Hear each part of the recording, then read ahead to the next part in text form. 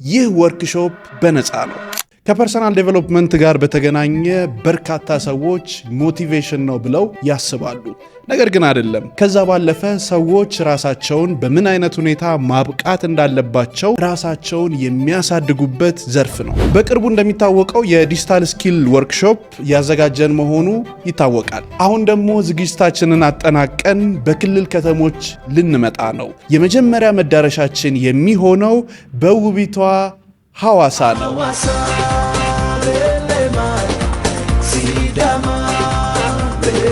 ሐዋሳዎች እንደምን አላችሁ? ከእናንተ ጋር አሪፍ ቆይታ ልናደርግ ተዘጋጅተናል። እኔና ናቲ በኢትዮ ሲኤስ ሀብ ከቀኑ 8 ሰዓት ጀምሮ ከእናንተ ጋር ልንገናኝ ዝግጅታችንን አጠናቀን እየመጣን ነው። ይህ ወርክሾፕ በነፃ ነው። ሁላችሁም ተጋብዛችኋል። በዚህ ወርክሾፕ ላይ እንዲሳተፍ የምትፈልጉትን ሰው ይህንን ወርክሾፕ ላኩለት።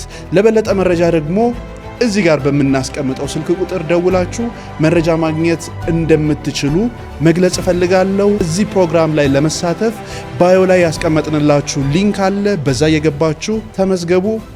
እዛው እንገናኝ።